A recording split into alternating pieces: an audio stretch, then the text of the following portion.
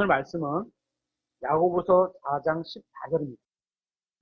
이 말씀을 준비하면서 모든 성도에게 해당되는 말씀이지만 특히 제 마음에 중심을 갖고 준비했던 것은 청년들에게 모든 성도에게 주시는 말씀이지만 그 안에 청년들은 조금 더 주의 깊게 들어주시면 좋겠습니다.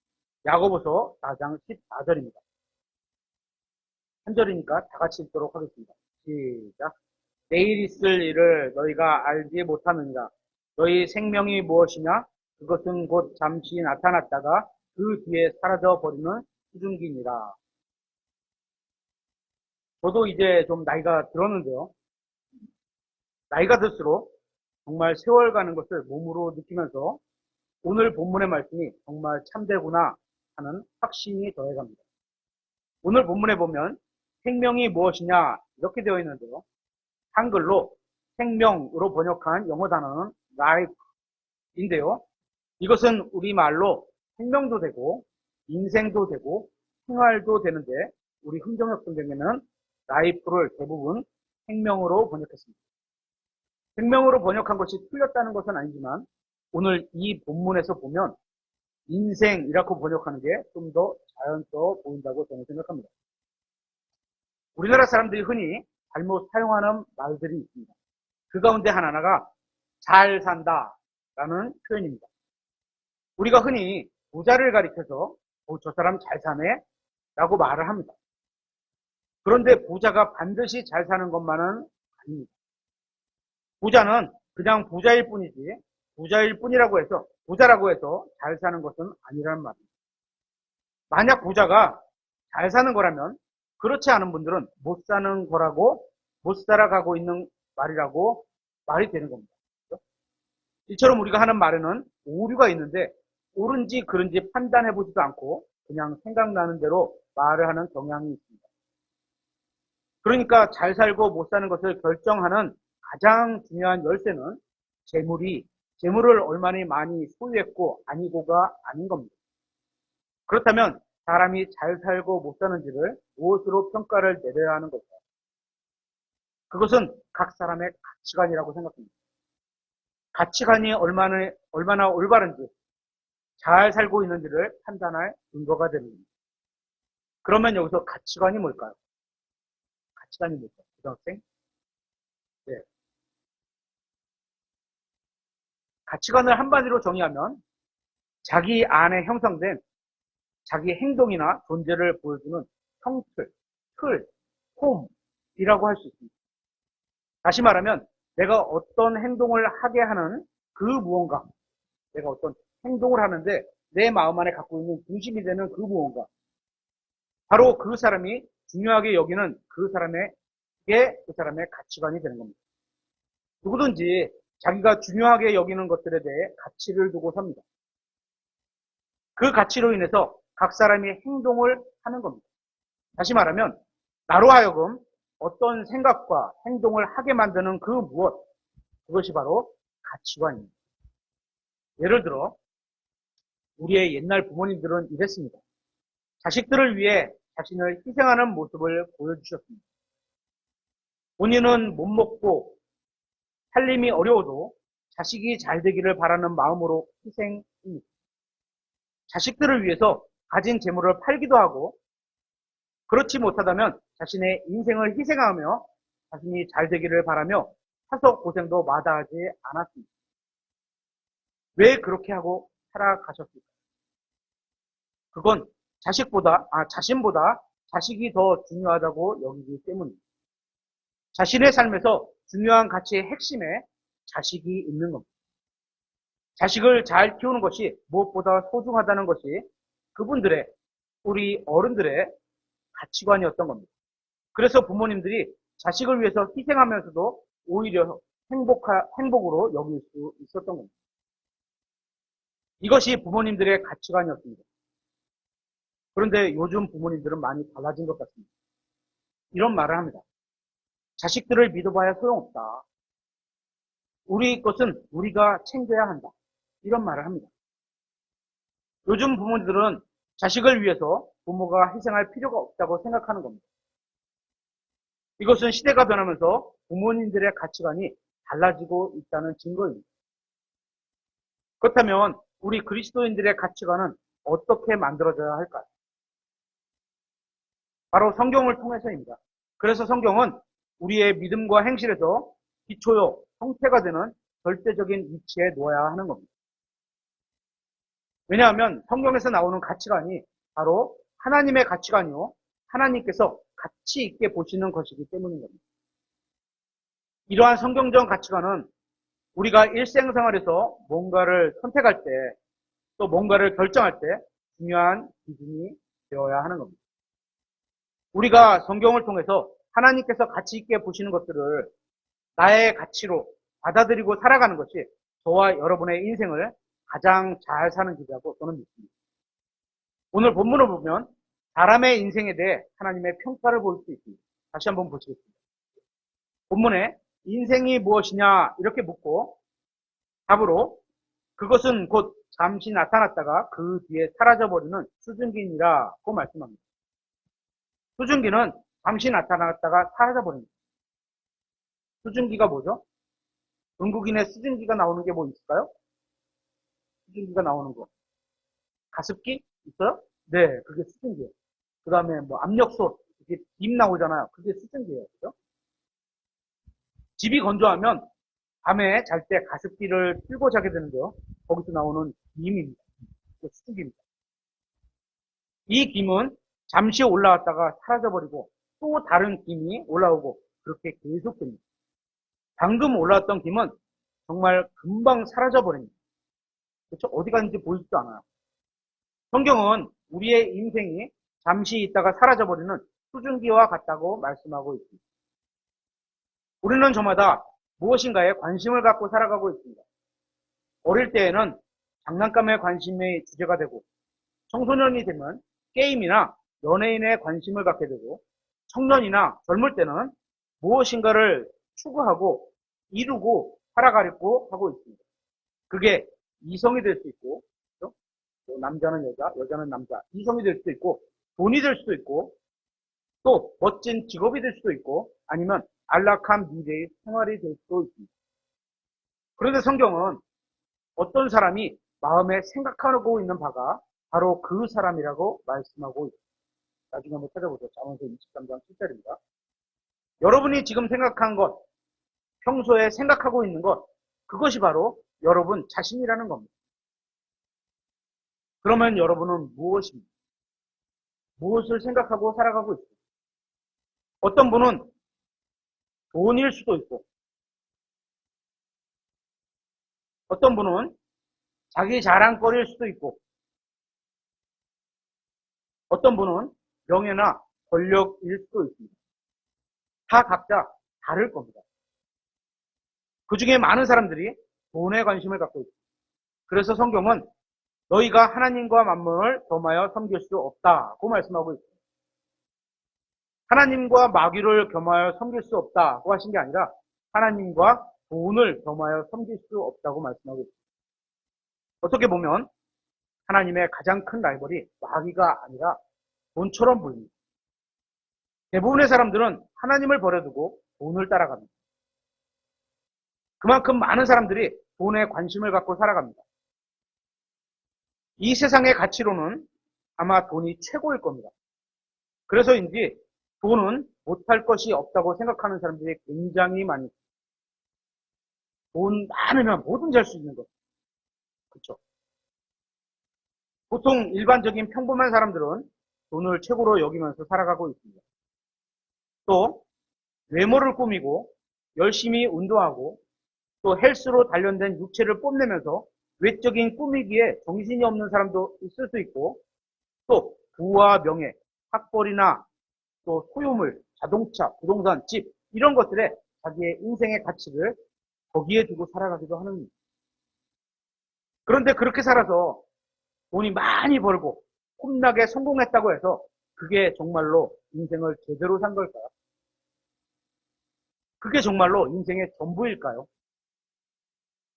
우리의 인생은 물질적인 것이나 보이는 것 이상의 문제를 가지고 살아가고 있습니다. 우리는 지금 이상의 상태로 지금 이 상태로 영원히 살게 되는 것도 아니고 우리가 살고 있는 이 세상이 우리의 전부도 아닙니다. 그렇기 때문에 우리는 성경이 말씀하시는 인생에 관한 진리에 귀를 기울일 필요가 있는 겁니다. 성경은 우리의 인생이 끝나고 나면 영원이라는 시간이 기다리고 있다고 말씀하고 있습니다. 모든 사람은 인생을 마친 뒤에 영원한 생명이나 영원한 정죄로 들어가야만 합니다. 둘 중에 하나입니다. 중간은 없어요. 그렇죠? 끝나면 즉시로 가는 겁니다. 그래서 우리는 인생이 무엇인지 잘 생각해보고 그래서 지금 이 시간을 제대로 사용해야 하고 또 올바른 것을 선택해야만 하는 겁니다. 그렇다면 인생이 무엇입니까? 인생은 첫째, 단 한 번밖에 없습니다. 찾아보시면 히브리서 9장 27절.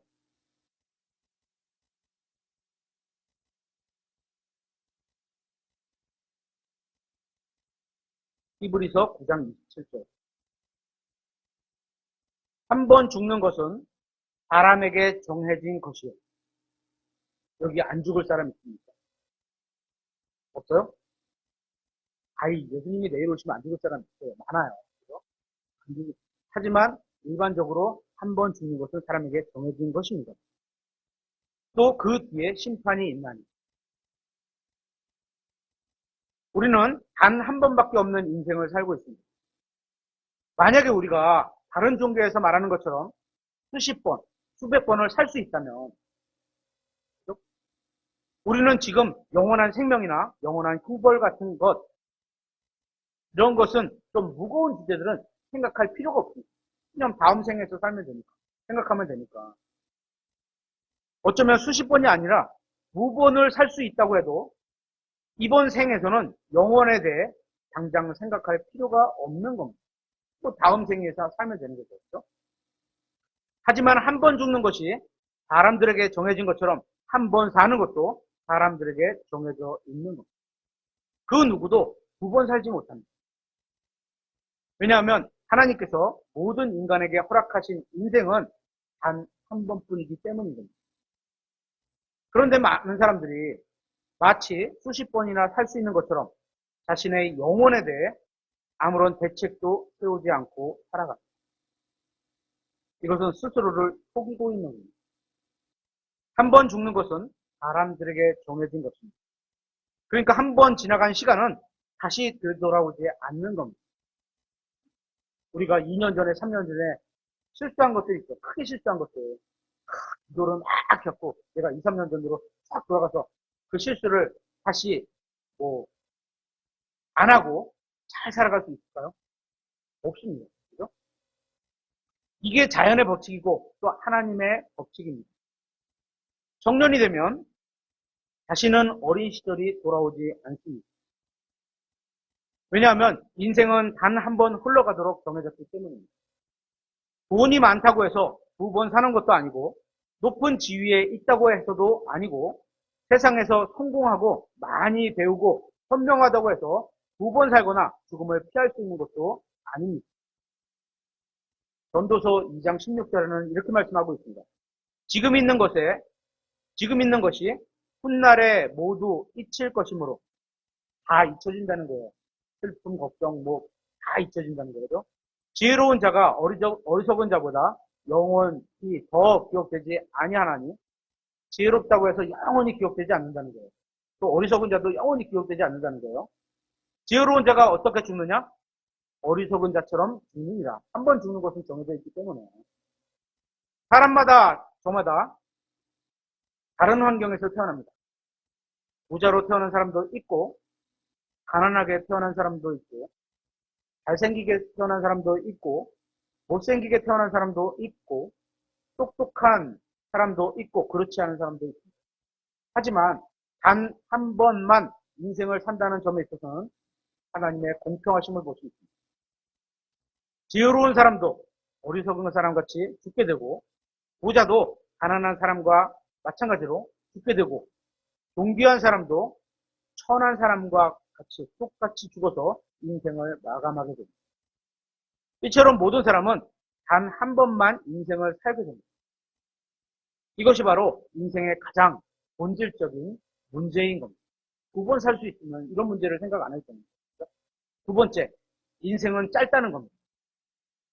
인생이 단 한 번뿐인데 게다가 한 번뿐인 이 인생이 너무나도 짧습니다. 저도 이제 5학년 7반이 되었는데요. 이제 인생의 후반전, 중반부를 살아가고 있는 것 같습니다. 지나간 세월을 보면 해놓은 게 거의 없는데 정말 빠르게 지나왔습니다. 그러면서도 제가 육신의 나이 먹은 만큼 저의 정신이 영적으로 성장하지는 못하고 있는 것 같습니다. 제가 57세면 영적으로도 57세 정도 돼야 되는데 그만큼은 안 되는 것 같아요. 인생이 한 번뿐인데 이게 너무나도 빠르게 지나갑니다. 그래서 인생이 너무도 짧다는 것을 믿게 됩니다. 생각해보면 우리 아이들은 모르겠죠. 청년들은 어떠세요? 청년들은 20여 년, 짧게는 20년, 길게는 30년까지 산 청년들이 있는데 쭉 앞에 자신의 산 세월을 쭉 생각해 보세요. 얼마나 산 것 같아요? 30년을 산 것 같아요. 우리 교회에서 가장 오래 사신 분이 목사님. 아마 저는 목사님도 인생이 참 길다 이렇게 생각하지는 않으실 것 같아요. 엊그제 20대 같고 뭐 하다 보니 30대가 되었고 금방 4, 50, 60이 되어버렸어요. 그래서 어른들은 젊은이들에게 지금이라는 이 시간을 가치 있게 사용하라고 말을 하는 겁니다.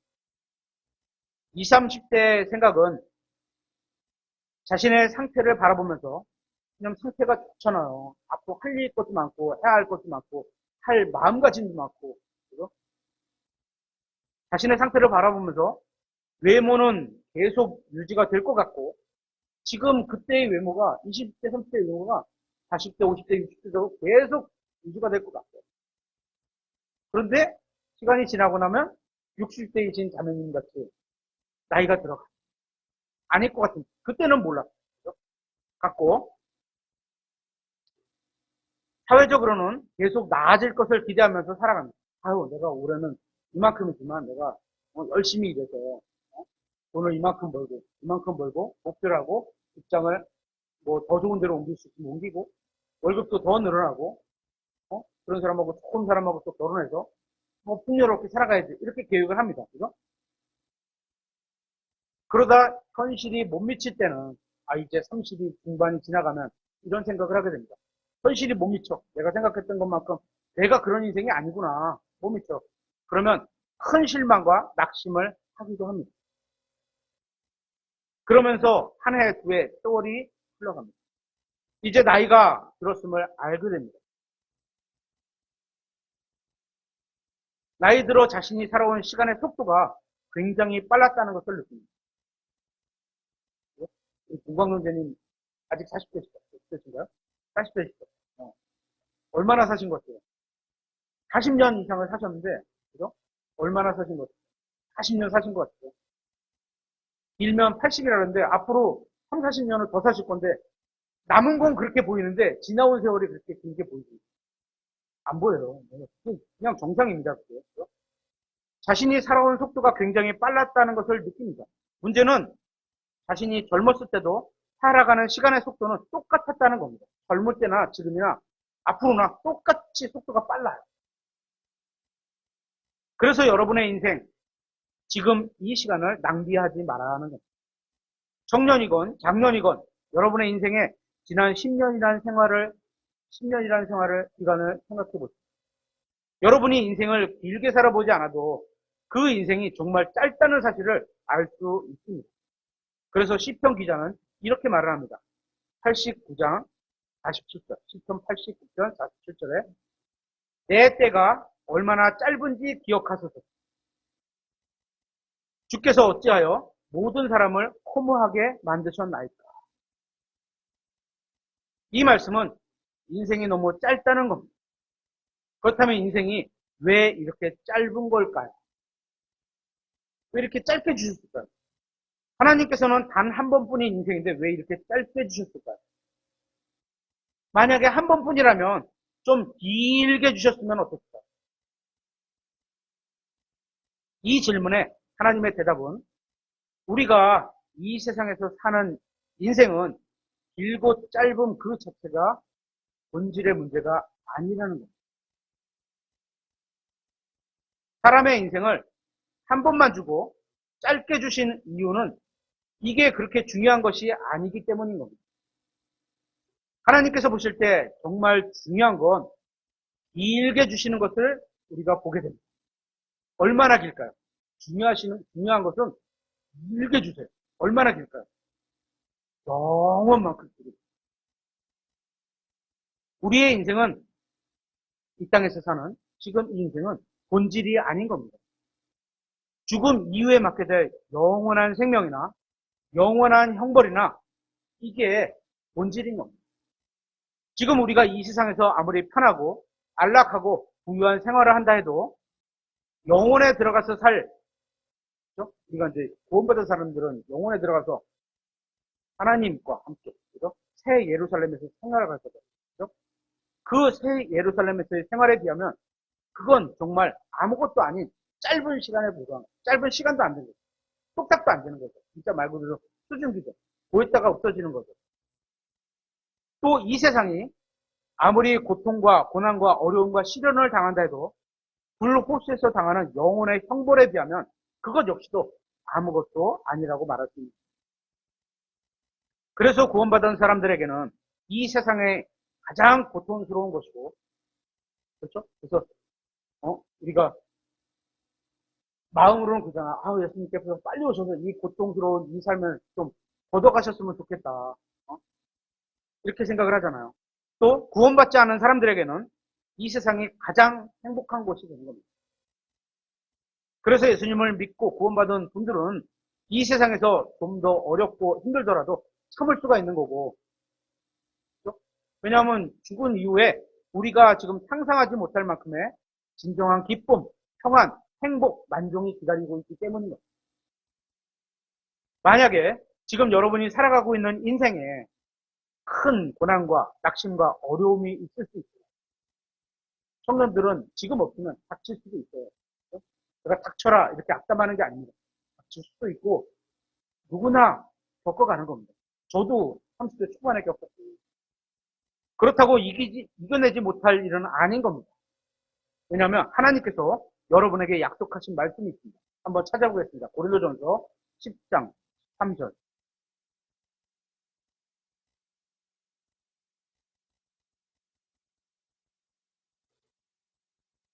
고린도전서 10장 13절. 사람들에게 공통적으로 있는 시험 외에는 사람들에게 공통적으로 이런 시험 저런 시험 때가 다르고 모양이 다를 수 있지만 공통적으로 있는 시험 외에는 너희가 어떤 시험도 당하지 아니하였느니. 하나님 왜 나만 특별히 이런 시험을 주셨습니까? 없어요, 그런 거. 성경이 말하는. 그렇죠? 하나님께서는 신실하사 너희가 감당할 수 있는 것 이상으로 시험 당하는 것을 너희에게 허락하지 아니하시고. 그렇죠? 이 말씀을 믿으면 우리에게 어떤 고난의 시련이 와도 우리가 이겨낼 수 있다 없다. 우리가 갖고 있는 믿음으로 이겨낼 수 있다는 거죠. 그렇죠? 그 시험과 함께 또한 피할 길을 내사. 그럼에도 불구하고 있는데도 불구하고 하나님 막 이렇게 믿음으로 가다가 아이고 도저히 못 가겠어요. 그럼 어떻게? 피할 길을 또 딱 내주세요. 그래 잠깐 피해가다. 하지만 남은 거를 나중에 믿음이 더 성장하면 거쳐가야 되겠죠. 언젠가는. 피할 길을 내사 너희가 그것을 감당할 수 있게 하시는 거예요. 감당할 수 있게 하신 거예요. 여러분이 살아가면서 어떤 큰 문제들이 닥쳤을 때 그것을 육신적인 눈으로 보면 이길 수 없습니다. 저도 32살 때 아버지가 운영하시던 회사가 부도가 났고 그래서 저희 가정 및 저는 큰 어려움에 처했을 때가 몸을 좀 피신했어요. 좋게 말하면 피신, 나쁘게 말하면 도망을 한 4달 갔다 왔는데 그때 이제 모 지역에서 죽으면 해결이 되겠다 이런 생각을 해본 적이 있어요. 육신의 눈으로 보면 이길 수 없습니다. 없어요. 그렇게 되면 죽겠다고 자살할 생각을 하게 되는 겁니다. 그러니까 어떤 사람이 자살했다 그러면 와, 얼마나 힘들었을까? 이것도 고민해야 돼. 아니면 좀 아픔도 어느 정도 인정을 해줘야 돼. 그런데 하나님은 여러분이 당하고 있는 시험과 고난들이 여러분이 이길 수 있는 만큼만 허락하신다는 이 말씀을 믿으시길 바랍니다. 이겨낼 수 있어요. 육신의 눈으로는 인생이 망한 것 같고 세상적인 눈으로는 실패자로 보이지만 영적인 눈, 하나님의 눈으로 보면 여러분이 처한 큰 고난들에서도 믿음으로 이길 수 있다는 겁니다.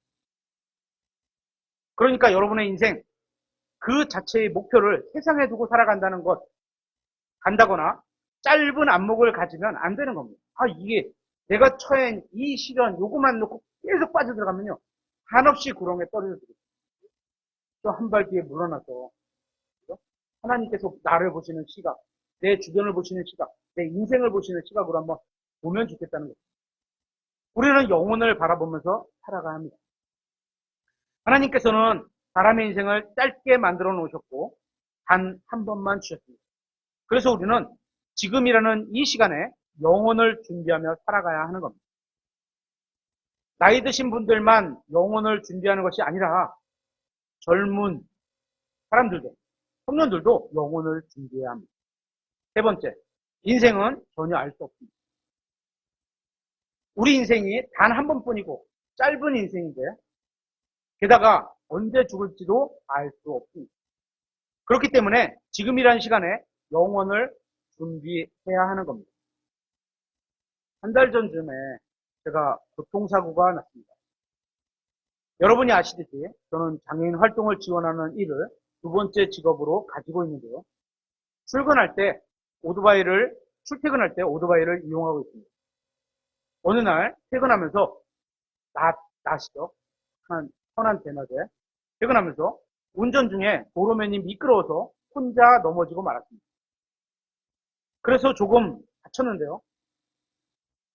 감사한 것은 저의 뒤에 따라오던 승용차가 저를 치워버리지 않고 잘 정지해 주셨다는 겁니다. 그죠? 내려서 괜찮으세요? 읽기까지 해주셨어요. 저 누군지 모르지만 고마워요. 만약에 제 뒤에 오던 승용차의 운전자가 우리가 흔히 운전 중에 하는 것처럼 정면에서 고개를 돌려 스마트폰을 본다거나 이게 몇 초요? 스마트폰 몇 초 볼까요? 2초 볼까요? 3초 볼까요? 대충 한번 보면 이렇게 보는 건 없어요. 그죠? 딱 갔다가 이렇게 보죠. 2초, 3초 이렇게 봐요. 60km로 달리면 대략 1초에 15m 갑니다. 15m, 20m. 그러면 3초라 그러면 60m 저 깔고 간 거예요. 그냥.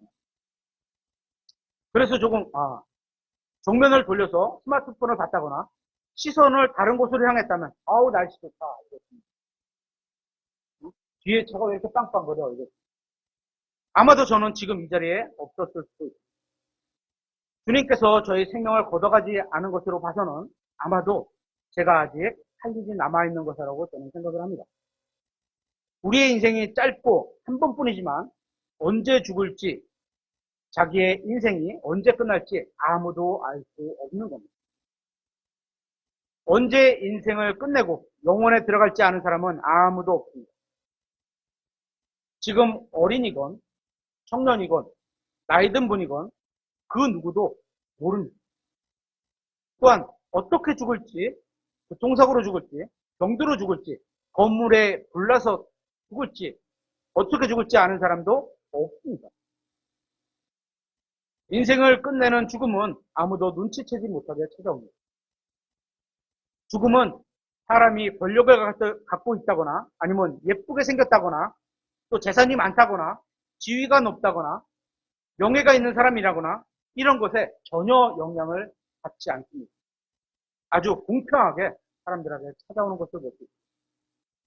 물론 이 세상에는 미래의 일을 대비하는 현명한 사람들도 있습니다. 지금 여기에 학교 다니는 학생들, 그렇죠? 학생들이 있습니다. 열심히 공부해서 바라는 대학이나 학과를 가기 위해 열심히 공부하는 것도 미래를 대비하는 겁니다. 짧게는. 그렇죠? 또 대학생이 돼서도 열심히 공부하고 취업을 준비해서 좋은 직장을 잡기 위해 노력하는 것도 미래를 대비하는 겁니다. 하지만 자신이 언제 죽을지 알 수 있을 만큼 현명한 사람은 아무도 없습니다. 자신이 죽은 날을 알 수 있는 유일한 방법은 있다면 자살을 하는 겁니다. 그런데 저를 보니까 그것도 마음대로 되지가 않습니다. 바로 우리의 인생이 이겁니다. 현명하든 어리석든 자신이 언제 죽을지 아무도 모른다는 겁니다. 그래서 성경은 이렇게 말씀합니다. 찾아보겠습니다. 잠언서 27장 1절.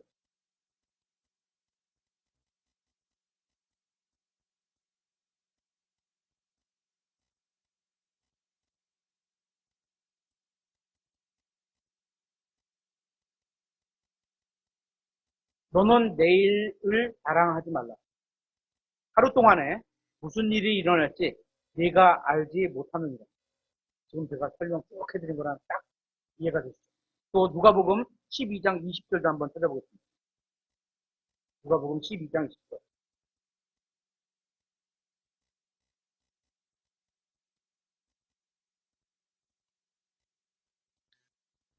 그러나 하나님께서 그에게 이르시되 너 어리석은 자야, 이 밤에 내가 네 혼을 내게 요구하리니, 그러면 내가 네 혼을 내게 요구하리니, 이게 무슨 말이죠?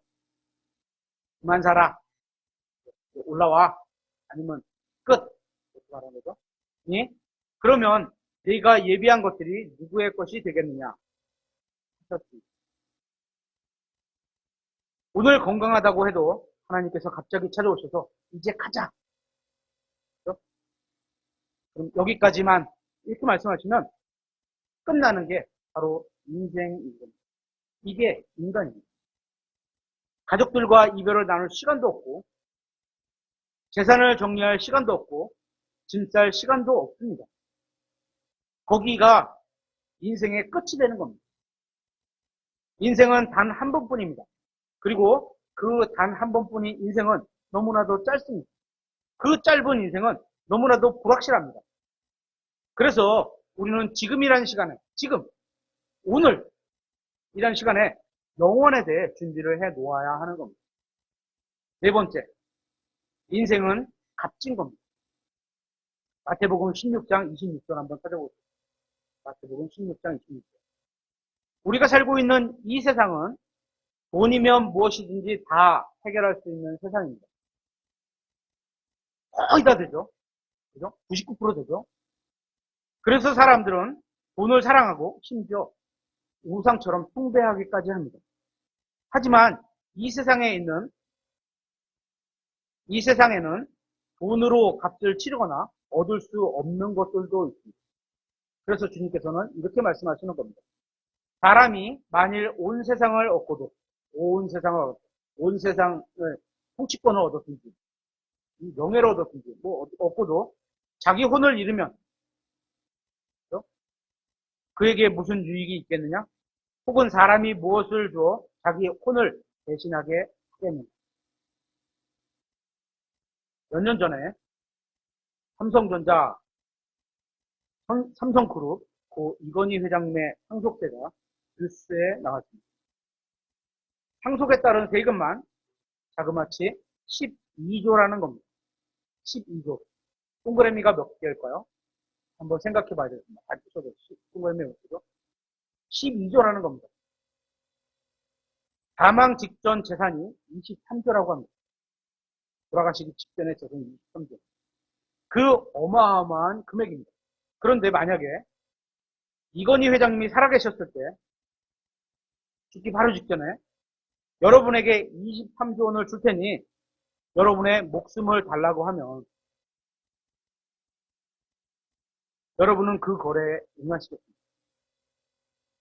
있는 거예요. 뭐 이런 분들도 있겠죠. 내 자식들을 위해서 그래 남겨놓고 상속세 얼마? 12조 물고 나머지 11조 이제 받아가. 이거 갖고 살아. 이럴 수도 있겠죠. 그죠? 23조를 받고 받는 즉시 내 목숨을 잃는다면 이게 무슨 소용이 있겠습니까? 나에게는 아무것도 유익이 없다는 겁니다. 그래서 사람에게는 자신의 생명이 온 세상보다 소중하다는 겁니다.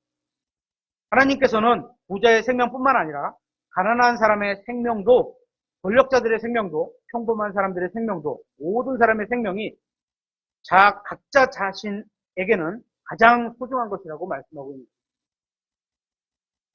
우리의 생명은 온 세상보다 소중한 겁니다. 인생은 단 한 번밖에 없습니다. 한 번밖에 없는 인생은 정말 짧습니다. 그리고 그 짧은 인생은 언제 끝나게 될지 아무도 모릅니다. 하지만 인생은 매우 값진 겁니다. 온 세상하고 값어치를 비교할 만큼. 온 세상을 준다고 해도 바꿀 수 없을 정도로 소중하지만 다른 한편으로는 이 인생은 누구나 갖고 있는 거예요. 저만 갖고 있는 게 아니에요. 이 세상에서 살고 있는 모든 사람들은 자신의 인생을 가지고 있지만 하나하나의 인생 모두는 이 세상 모든 것보다 더 소중하기 때문에 하나님께서 여러분의 생명과 인생이 매우 소중하다고 말씀하고 있는 겁니다. 정말 큰 의미가 있는 말씀입니다. 우리의 생명은 정말 귀중한 겁니다. 하지만 단순히 생명이 한 번뿐이기 때문에 귀중한 것만이 아닙니다. 생명이 짧고 예측할 수 없기 때문만도 아닙니다. 주님께서 온 세상보다 귀하다고 말씀하셨기 때문만도 아닙니다. 물론 이런 사실만으로도 인간의 생명, 사람의 생명, 인생이 귀하다는 사실을 알 수 있지만 우리의 생명과 인생이 귀하다는 가장 큰 증거는 우리의 주님께서 우리의 생명을 위해서, 우리의 인생을 위해서 십자가 위에서 달려 돌아가셨기 때문입니다. 생명의 창시자이신 주님께서 저와 여러분의 인생을 위해서, 생명을 위해서, 둘 다 라이프 똑같다 그랬죠? 인생을 위해서 죽음을 선택하셨기 때문입니다. 우리는 이 세상에서의 우리 인생뿐만 아니라 영원한 생명을 얻게 하기 위해 주님께서는 십자가 위에서 우리의 죄값을 대신 치러주셨다는 겁니다. 예수님께서 십자가에 달려 피 흘려 죽으신 것은 우리를 위해서였지만 단 한 번뿐이고 이 짧은 이 세상에서의 생명과 인생만을 위한 것이 아니라고 이거를 알고 생각한다면 인생에 생각하는 게 좀 달라질 수도 있습니다. 주님께서 십자가 위에서 피 흘리고 죽으심으로 우리의 죄값을 갚아주신 이유는 이 세상에서 보내는 우리의 이 짧은 인생뿐만 아니라 영원을 위해 우리의 영원한 인생을 위해서였습니다. 죽음 이후에 영원이 있기 때문에 영원하신 하나님께서 인간의 몸을 입고 이 세상에 오셔서 우리의 죄의 문제를 해결해 주십니다. 모든 사람은 언젠가 단 한 번뿐인 이 짧은 인생을 마치고 자신이 알지 못하는 때 영원에 들어가게 됩니다.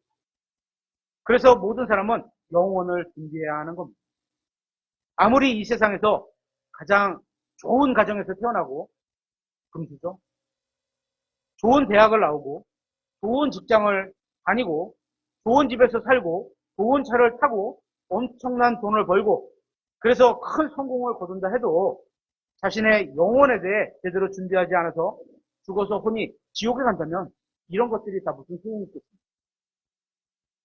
하나님이 보실 때 우리가 값진 인생으로 살려면 하늘 아래에서 찾아봐야 헛된 것들 뿐입니다.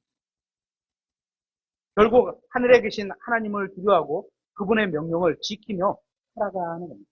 이것도 확인해 보겠습니다. 전도서 12장 13절 14절입니다.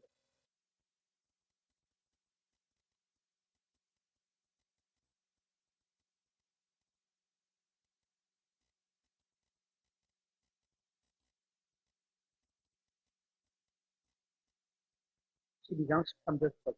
우리가 전체 일의 결론을 들을지니 이 앞에 전체 일은 이따 오후 시간에 오늘 또 일부러 맞춘 게 아닌데 전도서 개요 구약대론 전도서 개요구를 오후 시간에 공부하게 됩니다. 이 내용이 이제 나올 텐데 전체 일의 결론을 들을지니 결론은 이렇다는 거죠. 하나님을 두려워하고 그분의 명령들을 지킬지어다. 이것이 사람의 온전한 의무이니 여기 사람 아닌 사람이 있을까요? 예쁜 강아지이신 분, 나는 예쁜 강아지다. 없죠. 사람의 온전한 의무입니다. 여러분, 각자가 다 이거요.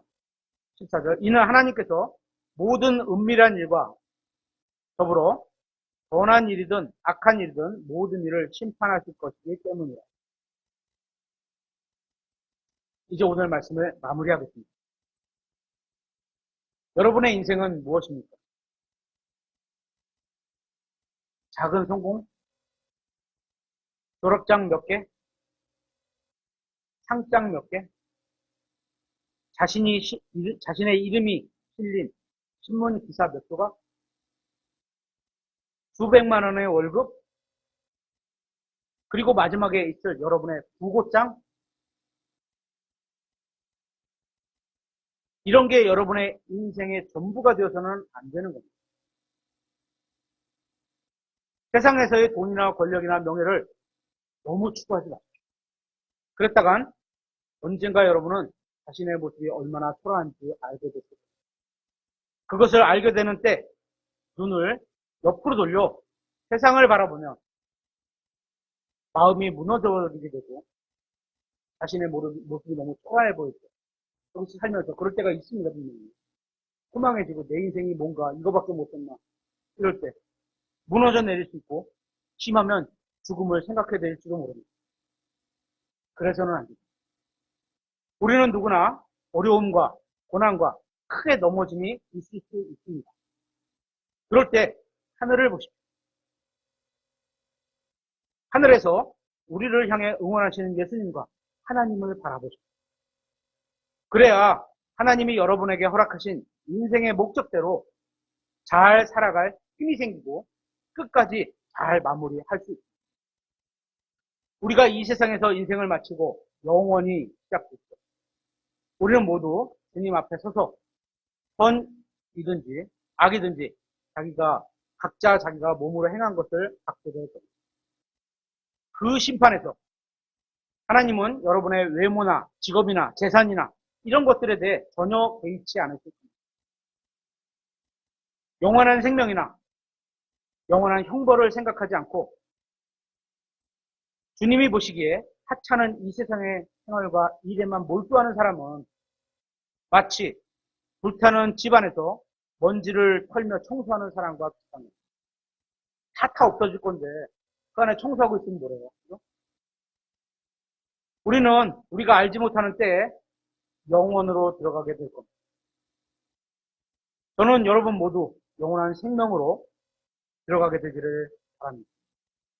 하지만 여러분 중에 아직 예수 그리스도를 자신의 구원자로 받아들이지 않은 사람이 있다면 그는 영원한 형벌로 들어가게 됩니다. 여러분, 영원을 준비하십시오. 지금이란 이 시간에 영원을 준비하십시오.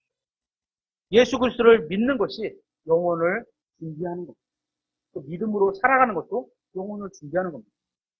그리고 예수 그리스도를 믿는 분은 영원이라는 이 두 글자가 여러분의 머릿속에 새겨지고 온 마음에 사로잡게 되기를 바랍니다. 이 세상에서 여러분이 소유한 것이나 이루는 업적이 있겠지만 그것들은 다 사라져 버릴 겁니다. 여러분의 인생은, 여러분의 생명은 여러분이 이 땅에서 소유한 것, 이룬 것, 번 돈, 재산 이런 것에 있는 게 아닙니다. 여러분의 인생은 믿음에 달려 있습니다. 여러분의 생명은 믿음에 달려 있습니다. 여러분의 믿음의 생명은 예수 그리스도 안에 있습니다. 인생, 지금 이 시간은 다시는 없습니다. 지금이라는 시간은 다시 돌아오지 않기 때문입니다. 그렇기 때문에 각자에게 주어진 인생, 그리고 지금 주어진 이 시간을 믿음으로 살아서 후회 없는 인생이 되시길 바라겠습니다. 오늘 말씀을 마치도록 하겠습니다.